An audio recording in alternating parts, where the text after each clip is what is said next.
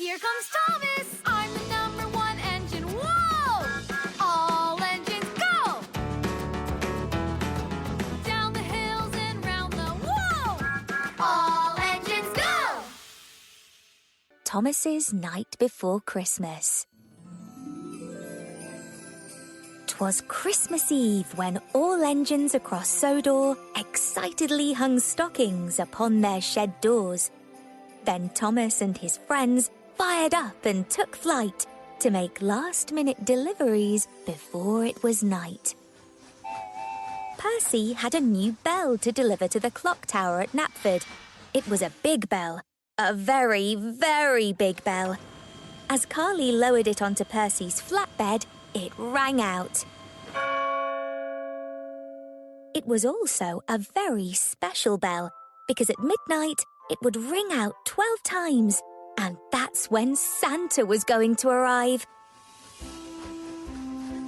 Delivering the bell was a very important job, and Percy was feeling very lucky. "I hope I make it on time," he said jokingly, whilst ringing his own lucky bell. Percy wasn't the only one delivering bells. Nia had to take a box of sleigh bells to Kirk Ronan for a special carol concert in the castle. "Ooh, how I love that sound," said Nia, shaking the box. "It makes me feel all Christmassy inside," she added excitedly, before tooting her whistle and chuffing away. News had just come through from Vickerstown on the far side of the island. The coloured lights for the Christmas tree in the Grand Plaza weren't working, and they needed some new ones immediately. There was only one engine fast enough to get them there on time, and that was Kana, the electric engine. She was all charged up and ready to go. "I'm on it like a comet," she said, as she zipped off at super light speed. Meanwhile, Diesel was hanging out an extra large stocking on his shed door. "You're very confident," said Thomas. "You must be expecting something big and special." "Well, that's because I'm awesome.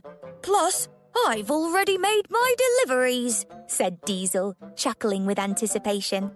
"Don't you think you should get a move on too, Thomas? If you're not back in your shed, you might miss Santa," Diesel added, as he returned to his own shed, closing the door behind him. Thomas did indeed have lots of deliveries to make.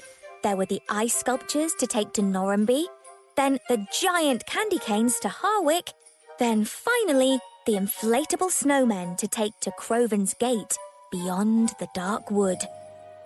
Now, Thomas was worried that if he wasn't in his shed, Santa may not leave him a present. "Don't worry, Thomas," said Percy. "No matter where you are in the world, Santa will always be able to find a place to leave you something special." And with that, Percy proudly chuffed away. Thomas chuffed away too, but he was still a little worried. As Nia made her way to the carol concert, the sleigh bells rattled behind her. It was such a catchy rhythm, it made her want to sing along. "Jingle bells, jingle all the way. Oh, what fun it is to toot and shout the night away." And in no time at all, Nia arrived at the carol concert, which went ahead as planned.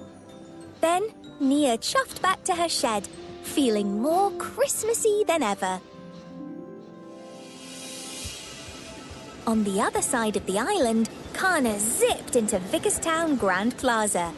The new lights were immediately placed on the tree, and Kana used her spark to turn them on. The tree looked magical, as if covered with hundreds of twinkling, multicoloured icicles.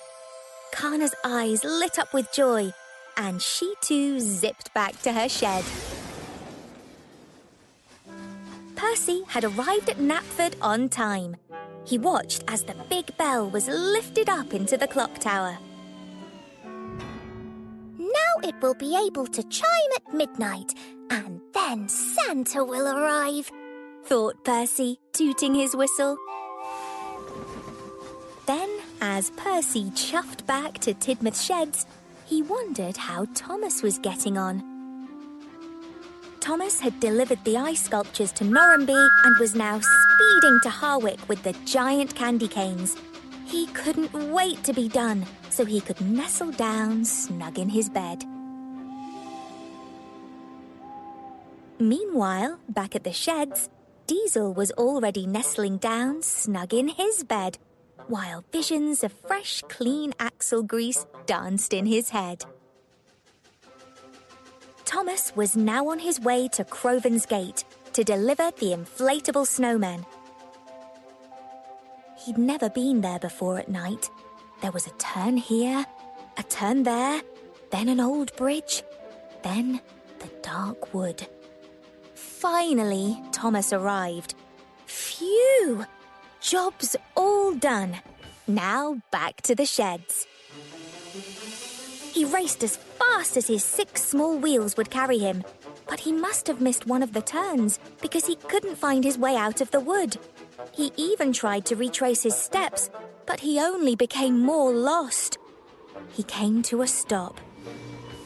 It was dark. The trees creaked in the wind. Thomas worried. Of all the nights to get lost in the woods! Just then, a distant bell rang out. I've heard that sound before, said Thomas. That's Percy's bell, the one he delivered to the clock tower in Knapford.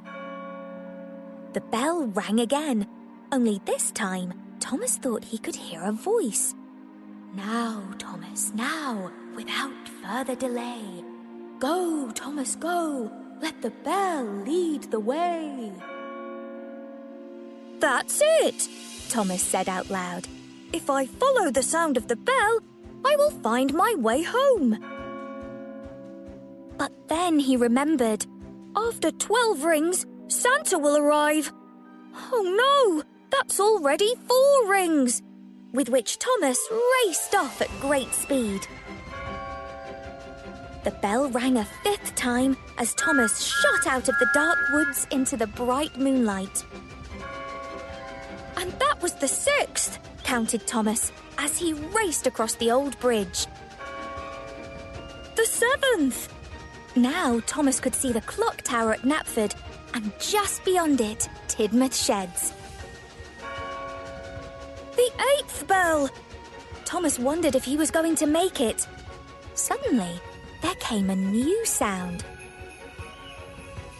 Thomas looked up, and to his amazement, he saw a sleigh being pulled by 8 reindeer fly across the moon, and in the driver's seat sat a jolly man with a white beard and a fluffy hat. Ho, ho, ho, said the man in a jolly voice. Santa! Gasped Thomas. Then the sleigh started to come down from the sky. Not yet! Cried Thomas, knowing that the 12th bell was soon to ring. Too late. The 12th bell chimed loudly just as the sleigh landed on the roof. Thomas stopped a short distance away. He watched Santa jump out of the sleigh and, carrying a sack over his shoulder, climbed down a ladder to the ground. Then, going from one shed door to the next, he placed a single gift in each stocking. Thomas watched intently as Santa came to his door. He paused.